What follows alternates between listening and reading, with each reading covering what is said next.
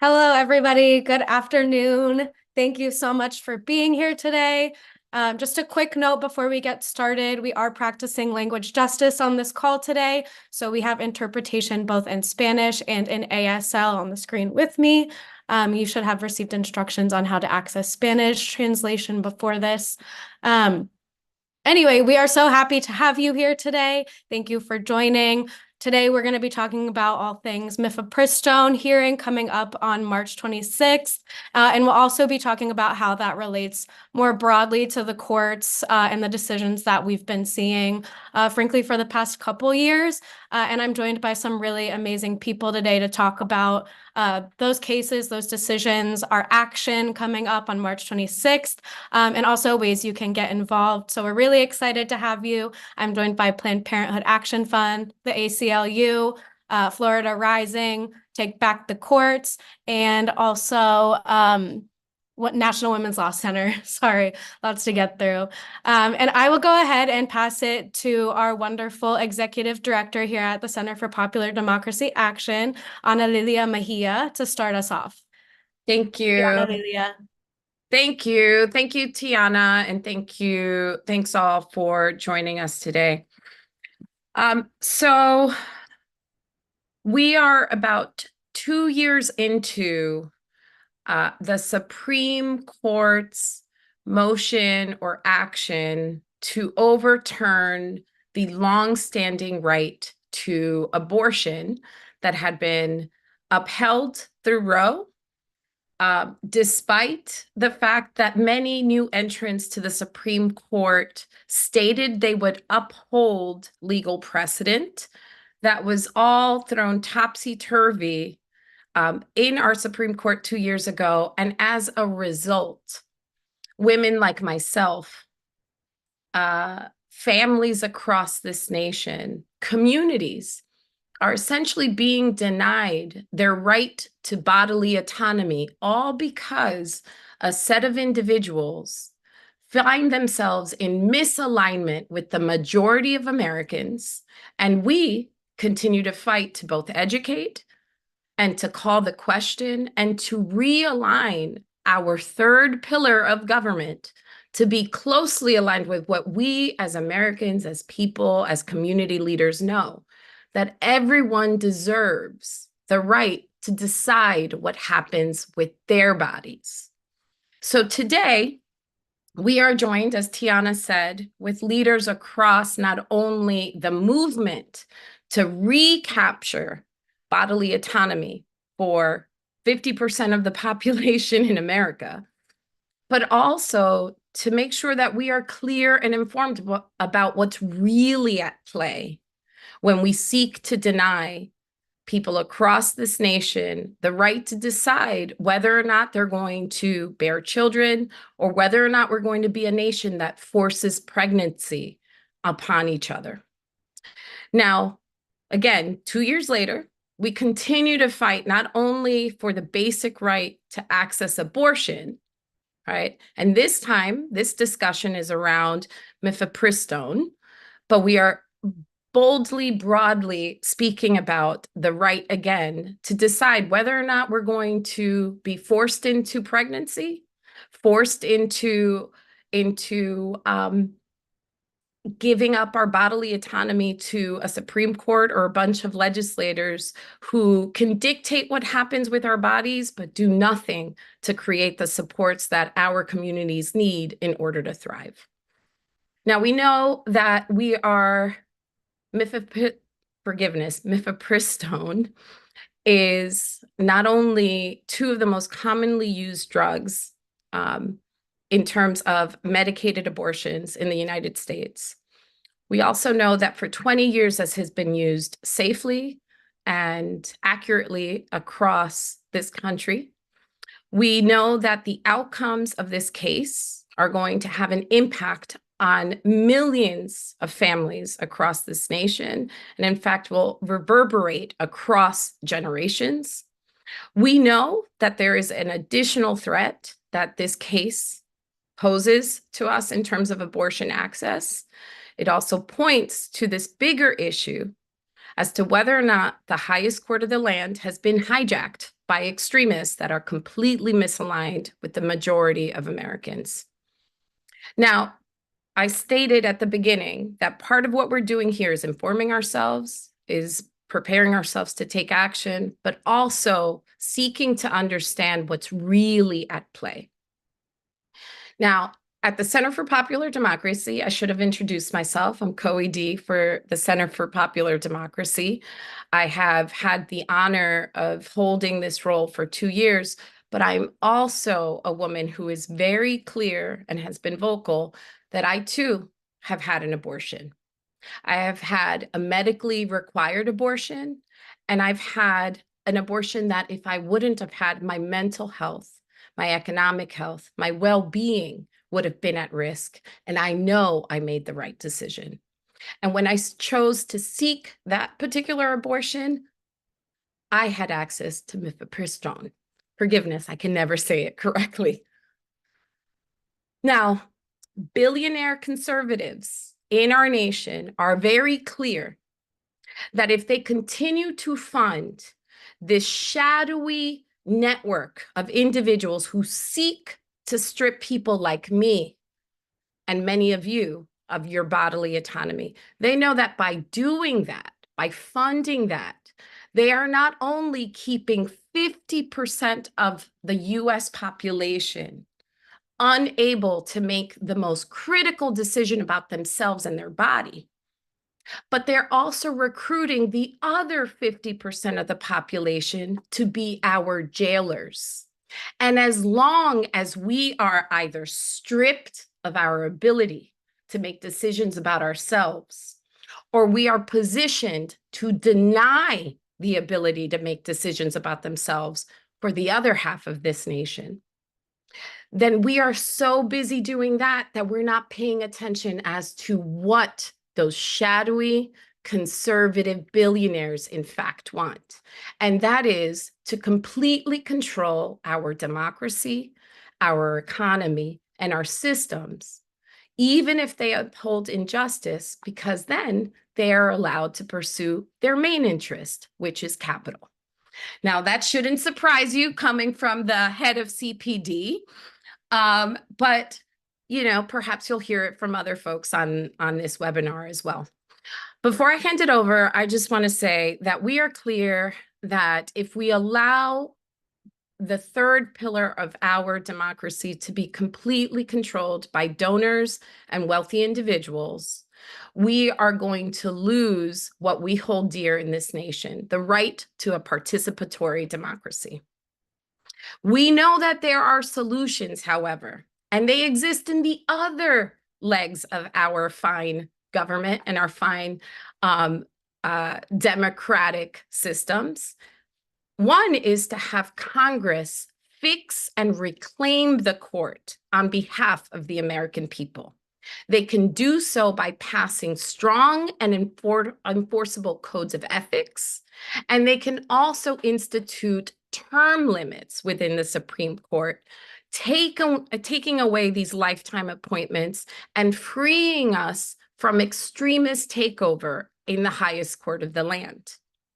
We also know that the executive branch has a key role to play in, at minimum, amplifying the lack of alignment that exists within the Supreme Court, challenging our legislature to do right by the American people, but also uplift the voices of the many. And we will continue to call on the executive, on the legislative, and call the question on the judicial branch until we are able to reclaim full rights for all people across these United States. Now, I lied. I said I was going to hand it over as soon as I said that. I think the last thing I really want to say is that all of the things that we will speak about today are just the first nascent steps that we all must take to both educate ourselves and mobilize our communities about what is at stake. Our Supreme Court should be representative of all American people. Our Supreme Court should not make distinctions that lessen the rights of half of the population. Our Supreme Court should not be trafficking in ideas that frankly have been negated by years of precedent. You will hear that from very, very smart people at the ACLU, at the National Women's Law Center, and across this movement. And so without further ado, I've taken up enough space. I want to hand it back to you, Tiana, and to our CPD team and all of our partners who are very focused on not only making sure that we educate and we agitate, but that we mobilize today and tomorrow. So handing it to you. Thanks, Steve. Thank you so much, Ana Lilia. I really appreciate you sharing your story and being vulnerable here with us today. I know we all have, I think most of us have similar stories, so really appreciate your vulnerability. And now I'm going to hand it over to JJ Straight from the ACLU to give us more background and context about the mifepristone case happening on, or the hearing happening on March 26th. Take it away, JJ. Thank you so much, and thank you for inviting me for this incredible opportunity to talk about this case and how we can, again, educate ourselves. My name is JJ Straight. I use she, her pronouns. I am the National Campaigns Director for Reproductive Freedom at the ACLU. Tiny caveat today is that I am not an attorney, but I like to say some of my best friends are lawyers since I work at the ACLU. So I have been very well read into this case, and I just want to really build on what Ana Lilia said and take you guys all the way back to when this case got filed. So a made-up group that is actually backed by an organization called the Alliance Defending Freedom filed this case in no coincidental terms right after we crushed it in the midterms. And why did they do that? Well, they made up this little organization and they put themselves in a small town in Texas to put this in front of a particular judge who they knew was likely to rule that their way on a completely junk science case, and a case that really actually at the level of legal standing should have just been kicked out of court, to be very clear. So what this is now the Alliance for Hippocratic Medicine, which is the made-up group, has been winding this through the courts. They started at that federal court, and what they asked is for the entire approval of mifepristone, which is one of two drugs used in medication abortions, which are over half of the abortions done in this country. That was true before the Dobbs case because it is patient preference, which is how it should be. And so they wanted the FDA to overturn that ruling from the year 2000. That's right, over 2 decades ago. As we've heard, mifepristone is a very safe drug. All of this junk science and in their briefs, the different, and in the Judge Kazmarik's decision, they just cited a bunch of complete nonsense, anecdotal information. We know that as of last year, over 5 million patients have used this medication effectively in our country and safely and at their preference, again, how it should be. So this case, where they have asked the FDA to rescind its approval of this very effective, very safe drug, then when Kazmarek made a call, and he actually did say that they should overturn this. So it went immediately to the Fifth Circuit. At the Fifth Circuit, this can all get a little confusing, but at the Fifth Circuit, which is another court that is not in favor, and it's a very, again, conservative court stacked with folks that are going against what the American people want. They made a different determination, which maybe was interpreted to be a little bit less impactful, but really it isn't, because again, this case should be kicked out on its merits, and it should be kicked out based on the standing of this fake group. So what happened at the Fifth Circuit is they said, you know what we'll do for now is while we decide on the merits, we're going to put something in place that says we're going to roll back the regulations on mifepristone to a different year, which would make it harder to access, but we're not going to roll back the entire regulations. And so for that, because they put that in place immediately, the Department of Justice, who is arguing this case because they are the FDA's lawyers, immediately went to the Supreme Court and asked them to put a stay in place on that decision and to take up this case this term. So that, again, this is a little technical, but what we now see is another abortion case in front of Trump's Supreme Court coming up on March 26th, where they will actually start to hear the Supreme Court will hear the arguments on the basis, the DOJ is arguing on the basis of standing and whether or not they should be taking this case up on the technicalities. But we know the Supreme Court could decide a multitude of ways on this case. I want to be clear that the aim of our opposition is to stop access to this very important medication in all 50 states.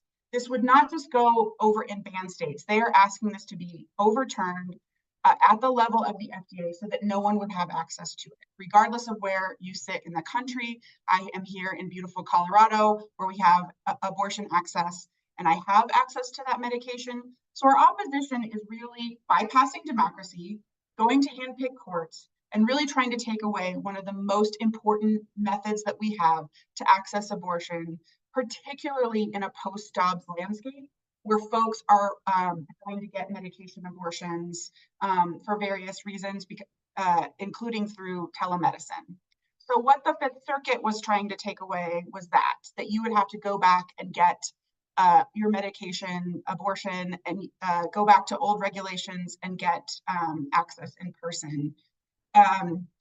We do not know exactly what's going to happen at the Supreme Court. We never do. Remember that the Dobbs case was also a 15-week abortion case, and they overturned Roe v. Wade. So, but what we hope and what we've been pushing on them and why we want to come out in force is that they should dismiss this case based on the lack of fundamental law that undergirds the opposition's argument and certainly the science that they're citing. What can we expect? I am not sure. There's a lot of different paths that this could take. They could make a decision just on part of the technicality and then push it back to the lower courts to decide on the merits, and then it could wind right back up. They could hopefully dismiss it outright. They could uphold what the Fifth Circuit said and roll back not the entire access to mifepristone, but putting in unnecessary and arduous other restrictions that still take us backwards.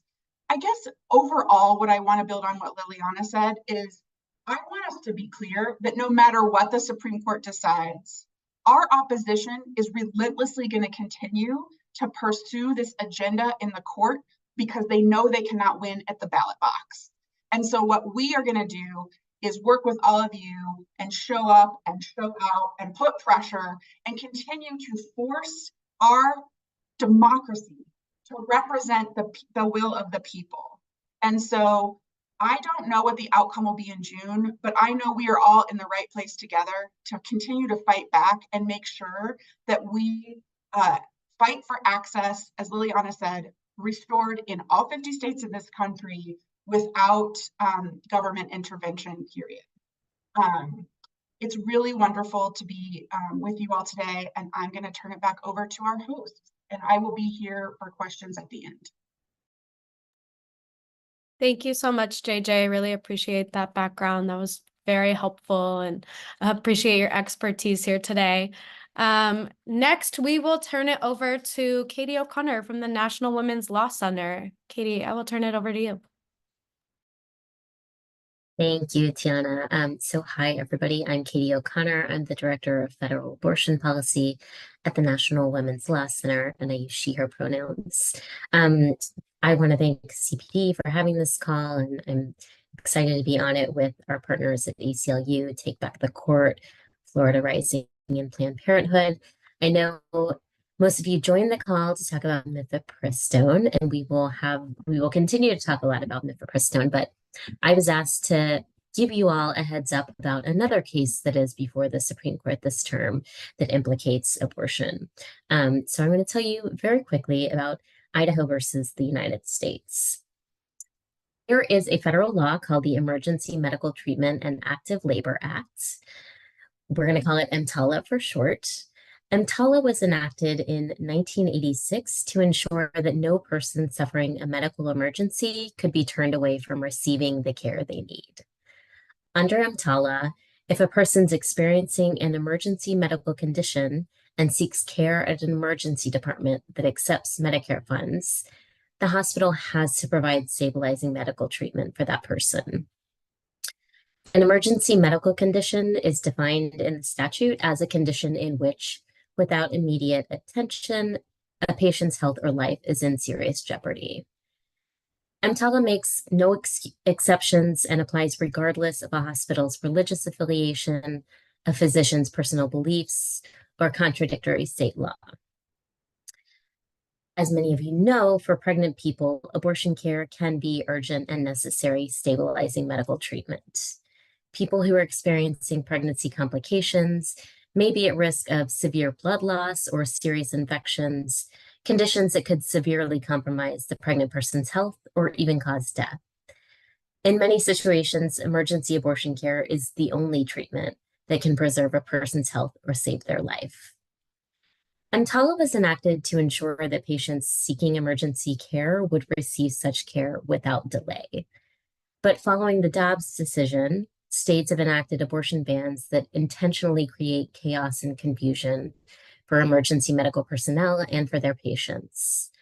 Across the country, reports continue to surface of people who are miscarrying or facing life-threatening pregnancy complications who are being forced to wait until they're on the brink of death before hospitals will let their doctors intervene. So in July of 2022, in the immediate aftermath of Dobbs, the Department of Health and Human Services issued guidance to federally funded hospitals, reminding them of their obligations under EMTALA and making clear that EMTALA would continue to protect the patient's right to emergency abortion care where that's the necessary stabilizing treatment. Meanwhile, Idaho passed what we call a trigger ban. It was passed in 2020, and it was meant to go into effect at the moment that Roe versus Wade was overturned. And so it did, in fact, go into effect months after SCOTUS overturned Roe. It's one of the strictest anti-abortion laws in the country. It bans all abortions except those that are necessary to prevent the death of the pregnant person, or terminations of ectopic pregnancies, or terminations of pregnancies that result from rape or incest in the first trimester and that are reported to law enforcement. The Department of Justice sued the state of Idaho in early August of 2022, arguing that to the extent that the Idaho abortion ban conflicts with EMTALA, it is preempted by federal law. So in short, Idaho's law only allows for abortion when a person's life is at risk. But EMTALA protects a person's right to abortion care whenever it's necessary to protect their health. There are circumstances in which EMTALA would require a hospital to provide an emergency abortion care, but the Idaho abortion ban would prohibit that care. In those circumstances, federal law has to preempt the state law, and that's what the Department of Justice will argue at the Supreme Court this spring. So this case was filed in August of 2022, and the district court ruled for the federal government and put the Idaho abortion ban on hold to the extent that it conflicts with EMTALA. A panel on the Ninth Circuit Court of Appeals reversed that decision, allowing the ban to be enforced. But shortly thereafter, the full Ninth Circuit reversed again, once again putting the law on hold. At this point, the Supreme Court intervened, taking the rather extraordinary step of allowing the abortion ban to be enforced, even in those situations where a person's health is in serious jeopardy and abortion is the necessary stabilizing care. The court skipped over the Ninth Circuit and actually granted the case to hear it on the merits this spring. Abortion bans, as we know, are forcing people with dangerous pregnancy complications to travel for hours, often crossing several states to access the care they need after being turned away from their local hospitals. And the effects of these abortion bans fall hardest on people who are already facing discriminatory barriers to healthcare, including people of color, young people, and those who struggle to make ends meet. Abortion bans are also forcing providers to leave the states that have enacted them because of how fraught their work has become under such restrictive laws. A ruling from the Supreme Court that fails to protect a doctor's ability to treat a patient facing an emergency pregnancy complication will only exacerbate this mass exodus of physicians, and the maternal health consequences in this country will be devastating. In short, in a post-Roe world, EMTALA's requirements provide critical protections for pregnant people facing medical emergencies, especially in states with abortion bans. And it provides critical protections for doctors by setting a federal baseline of the care a person has to receive in an emergency department. This case is going to be argued in the Supreme Court on April 26th. We will have more information coming soon about how you can engage around that oral argument. But for now, I'm going to pass it back to Tiana. Thank you so much. Thank you, Katie. Appreciate that. All of that helpful information and horrifying information. But that's very helpful to know. I feel like this one is flying under the radar a bit more. So glad we could shed some light on that. I will now turn it to Teresa from Florida Rising to talk more about Florida's ballot initiative. Florida Rising is one of our amazing CPD affiliates, and they're doing some great work down there. So I will pass it to you now, Teresa. Awesome. Thank you so much, Tiana, and all of you for taking the time to chat about such an important issue. It's really scary, but I'm here to tell you that there is a way that we can organize around it and that we can, bring this issue back to the people. So, states like Colorado, Montana, Arizona are joining us, right, in these efforts of putting abortion on the ballot. In Florida specifically, we, a little bit of a backstory on how this came about. We had a particularly egregious legislative session in 2023 where Governor Ron DeSantis, passed a 6-week abortion ban. And as you all know, that is, for all intents and purposes, a total ban. Most women or people that can get pregnant don't know that they're pregnant at the time. And folks in kind of our communities were so emboldened that we decided to take the fight to the streets and launch Floridians Protecting Freedom, now renamed Yes on 4. God willing that we get our ballot number. And we got a ballot number and the language approved. So we're a coalition of over 200 organizations that essentially came together determined to put abortion on the ballot.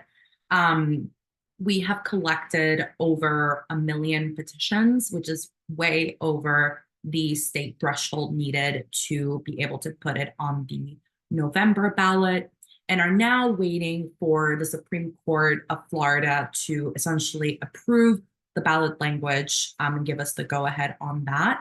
So every Thursday, we kind of hold our breath waiting for that decision, though we feel very optimistic in how oral arguments went last month in Tallahassee. We were able to mobilize dozens of folks up there and really show up and show out to our incredible lawyers that have really built language that we feel really strongly that will be able to pass come November. So I will read you the language, so just so folks know what sort of it looks like, and folks will hopefully see in November here in Florida. The language is: no law shall prohibit, penalize, delay, or restrict abortion before viability or when necessary to protect the patient's health as determined by the patient's healthcare provider. This amendment does not change the legislator's constitutional authority to require notification to a parent or guardian before a minor has an abortion. So all that being said, being optimistic, knowing that Floridians believe in folks having bodily autonomy, and we feel very optimistic that this will pass if and when it makes it to the ballot. We need every single supporter to go out to vote. Here in Florida, we need 60% of the vote to be able to pass an amendment to our Constitution, which is just another example of the systems working against us, but we feel very confident that we'll be able to get there. We have a big action coming up on April 13th in Orlando, where we'll be mobilizing over 1,000 supporters to convene to hear from abortion providers, activists, leaders in the community, and really make a stance, kind of show up and show out, right? And oppose the state's 6-week abortion ban, which is being kind of discussed and decided in the court. So all of that is to say that when your elected officials either aren't willing to or just don't have the votes, like in Florida, to be able to protect our rights and be able to give people the ability to choose their destiny, to avoid poverty, to get an education, all of the things that we know and we've talked about, that having that right can give us access to, we have to bring it back to the people. And ballot measures, ballot initiatives are one of the ways that we can really do that. So, you know, folks live in Florida, welcome to join us in Orlando. I believe we're going to share the link to that event. It is on April 13th. It's close to Disney, so you can pop into Disney if you like, you know, after fighting for your rights. But we feel really, really confident in our ability to do this, and we hope that you'll join the fight and amplify other states that are doing it, like Arizona, Montana, and others that are doing really incredible work. So I'll kick it back to Tiana. Thank you, Teresa. I always love hearing about what y'all are doing down in Florida. It's my home state. Y'all give me so much hope when things feel really dark down there, and they have a lot lately. But I know you all are working so hard down there. So thank you so much for sharing all of that, especially the language. And if you're in Florida, which I always am in spirit, so I'll be in Orlando with y'all in spirit. But if you're in Florida, definitely join Teresa and the Yes on 4 crew, because they're doing some amazing work. Thank you again. And now we are going to pass it to Chelsea from Take Back the Court to talk more about broader SCOTUS implications. You know, these are not just one-off bad decisions. We know that. So I'm going to pass it to Chelsea to talk more about what else we should be keeping an eye on. Thank you so much. Hi, everyone. I'm Chelsea Davidson, and I am the Policy Director at Take Back the Court Action Fund, which is an organization dedicated to reforming and expanding the Supreme Court. You've already heard what's at stake for reproductive rights this term, but I think it's important to take a step back and think about how we got here and look at the broader implications. Back in 2016, Mitch McConnell and Senate Republicans did the unthinkable. They unilaterally shrunk the Supreme Court to 8 seats without passing legislation by refusing to confirm Merrick Garland or even hold a hearing for him for a Supreme Court seat. They kept that vacant so that Trump could fill it. 4 years later, they got rid of the norms that they had established and rushed through Justice Barrett after 63 million people had already voted in the election that was going to unseat Donald Trump. Without those two insidious, unprecedented moves, we would currently have a 5-4 narrow liberal majority on the Supreme Court. It was stolen from us. But instead, what we have gotten in just the past 2 terms is that they have overturned Roe versus Wade. They have gutted the Clean Air Act and the Clean Water Act. They have eliminated a gun safety law. They've rolled back LGBTQ rights and anti-discrimination statutes that protect things like affirmative action. They have eroded the separation of church and state, and they blocked student debt relief, all in just 2 years. It's important to remember that it did not have to be this way. This term, in addition to those reproductive rights cases that you've already heard so much about, the court seems poised to continue its assault on our other rights, freedoms, and our democracy. Here's a very brief overview of what we should be watching for. There are 3 cases threatening the very functioning of our federal government, with particular consequences for the environment and broader protections. Loper-Bright threatens Chevron deference, which is a 40-year legal precedent that is the #1 most cited case in our 200+ years of American legal history.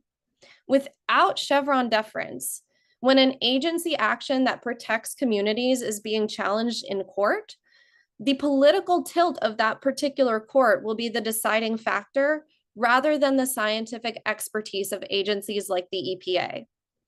Separately, the functionality of both the Community Financial Protection Bureau and the Securities and Exchange Commission, which protect people from things like fraud and predatory financial service corporations, are on the line in other cases as well.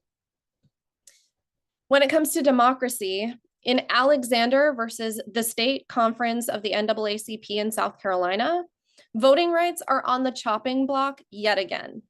Here, South Carolina is arguing that a prior ruling that blocks victims of partisan gerrymandering from bringing cases in federal court should now be applied to racial gerrymandering as well. Essentially, their argument boils down to, we're not cracking and packing and discriminating against Black voters because of their race. We're doing it just because they're Democrats. And the court is now going to have the opportunity to decide whether to let them get away with that bizarre logic. There are many other disturbing cases this term, including 3 gun safety cases, 1 case that is going to decide whether homeless people have a right to exist in public spaces when shelters are full, and another threatening a key emission reductions rule. I don't have time to cover those, but the reality is that we know this court will continue to pose a threat to our rights and our freedoms until we get serious about stopping it. Political scientists estimate that without reform, this majority is going to continue on the Supreme Court until 2065. That is 42 more terms. That is me being 71 years old by the time a conservative majority is replaced by a liberal majority without reform. Specifically, we have a few options. We have ethics codes to lock down corruption. We have term limits to regularize appointments. And we have Supreme Court expansion, adding 4 seats immediately to rebalance the Supreme Court. Take Back the Court focuses on expansion, and there are a couple of key reasons why we do that. First, it is the only Supreme Court reform that has a firm backing in the Constitution and in historical precedent. There is nothing special about the number 9, and Congress has actually changed the size of the Supreme Court 7 times before. Not even the most staunch originalists can deny it. Half of Mount Rushmore signed legislation expanding the Supreme Court. Second, while ethics codes and term limits would make the process fairer going forward, it does nothing to redress the harms that we have already endured because of the stolen Supreme Court. And most importantly, and ironically, term limits and ethics proposals would very, very likely be subject to Supreme Court oversight, meaning that this Supreme Court could actually overturn the very reforms that are being used to check it unless we first expand it and create a court that believes it should be subject to checks and balances. Rebalancing the court would restore integrity and public trust in our nation's highest and most powerful institution, the Supreme Court. And the Judiciary Act would do just that. It would add 4 seats to the Supreme Court, and it's only 1 line. It's a very simple bill. If you take just one thing away from this webinar, I hope that it's that no matter what you care about Supreme Court reform and expansion. It's time to pressure our leaders to pass legislation to address the court's existential threats to our rights and freedoms. And we should do that using the Judiciary Act. And I'll pass it back, Tiana. Thank you, Chelsea, for that helpful explainer on some very confusing Supreme Court cases that can get mystifying very quickly. So appreciate your demystification of those like Chevron, which are flying under the radar, but are very damaging to our democracy. So appreciate your take on that. I am now going to turn it to Angela Cobian at Planned Parenthood Action Fund to talk more about our actions on March 26th. Thank you, Tiana. As Tiana introduced me, my name is Angela Cobian or Angela Cobian. I'm on the national organizing team at Planned Parenthood Action Fund. And it is a great pleasure to be on this webinar today. Thank you so much for having me and to be able to stand in solidarity with so many great organizations and peers. I still remember meeting members of CPD affiliates in the bathroom in the May 14th rallies after Dobbs fell. They were from New Orleans, I believe, and we made great connections. And I just remember, even though we were all gathered there, again, because we were angry at the Supreme Court, we had a common purpose and a common feeling that in Spanish we call coraje, which means righteous indignation, and that we were ready to act on that. So it's my pleasure to share a brief overview of what you can expect on March 26th in Washington, D.C. If you are going to join us, hopefully I'll see my friends from Step Up Louisiana again.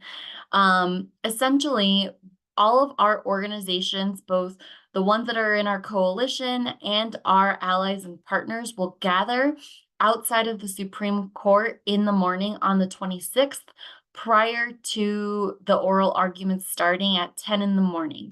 We're inviting people to start gathering there early so that we can all gather and start to hear a program that the American Civil Liberties Union is going to be organizing. You can expect to hear speakers, you can expect to see performances, and feel that same feeling of righteous indignation that I just meant, but feel it in community so that we're all ready to act together.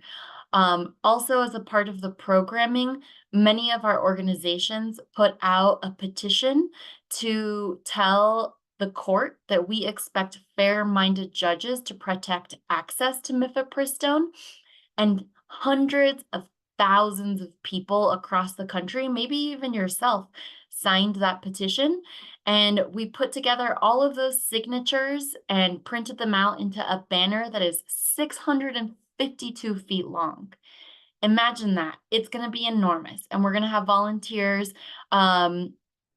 holding that banner and showing the visual so that the Supreme Court, when they are in their oral arguments, are also getting a very clear message from all of us and all of our organizations that we are actually the majority. And a huge thank you for the American Civil Liberties Union, who's been organizing that, putting that banner together as well. After the programming and after the Supreme Court oral arguments are ending, a lot of leaders from organizations will come out of the courthouse because they will have been there listening and share remarks about what their reactions are to what they heard happen in the oral arguments.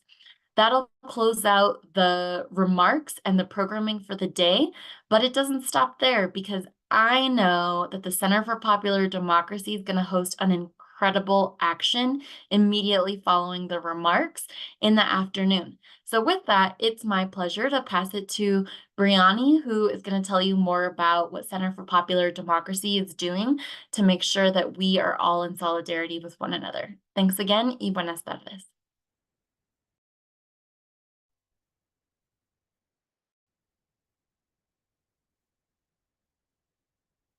Awesome. Thank you so much, Angela. And we are all looking forward to March 26th and all the amazing things that we have going on throughout that day. So as Angela mentioned, CPD also in collaboration with the Women's March, we'll be having members from across the country join us here in DC to participate in a nonviolent civil disobedience on March 26th. Which is the start of the oral arguments on this case. So because of the importance of this case and its potential effects on the rest of the cases we'll be hearing this year that were mentioned by so many on this call, we feel like this is our time to show not only the court and not only Congress, but also President Biden that women, young people, and every voter this year will not back down. We'll be back at every argument. We will keep showing up in DC. We will keep showing up across this country to defend our democracy and to defend our rights. So we will share the link where folks can sign up to participate in the civil disobedience in the chat, but also feel free to reach out to me with any questions. My contact information is also on that email. And we look forward to having more people joining us here in DC to participate in our nonviolent civil disobedience. And I'll pass it back to Tiana to close us out. Thanks so much, Angela and Brianni, for talking more about what we can expect on March 26th. It sounds like it's going to be a busy day, but it'll be great to be in collaboration with all of you and to have folks joining us from across the country. It's crazy that we're back here doing this again. Seems like just yesterday we were at the Supreme Court for the Dobbs decision, and it's wild that we're back here, but I wouldn't want to be doing it with anybody else. So thank you all to the speakers that have joined. We are almost at time, so we're going to take 1 or 2 questions, and then we will close out and follow up with attendees on this call with any pertinent information, as well as a recording of this webinar. So if you have any questions, please drop them in the chat. Brianni, do you mind reading off maybe 1 or 2 questions that we have there and we can post them to the group?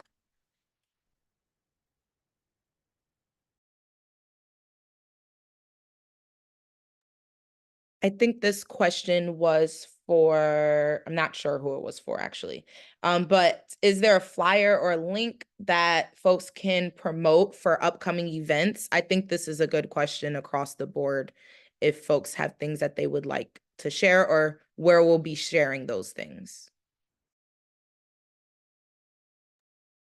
I think for CPD that will definitely be coming.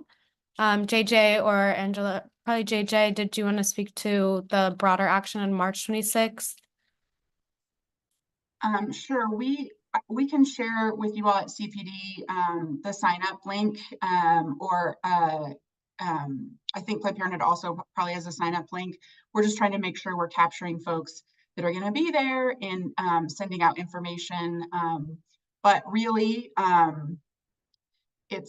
we welcome you there. We're starting at 9 a.m. on March 26th in front of the Supreme Court. Yeah, that's, but I can certainly send that to folks to send around.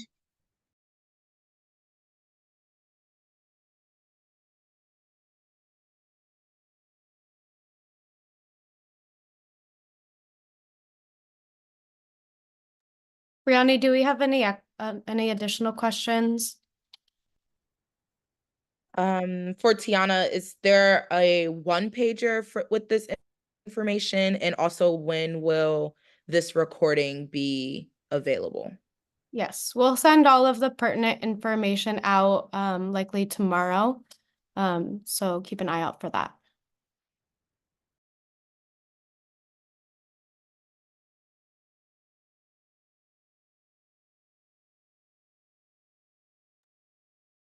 Is that it for questions, Brianni? Okay. That's it for questions. Feel free to email us. You can email advocacy@populardemocracy.org if you have any follow-up questions. You can also reply to the email that we'll send out tomorrow. And thank you so much, everybody, for joining. We really appreciate you being here, being in solidarity, being in community. Thank you all to all of our wonderful speakers. You all were very thorough, super helpful and informative, and just really appreciate your time and making space here for us today. Thank you all. I hope you have a great rest of your evening, and we look forward to connecting with you soon. Bye.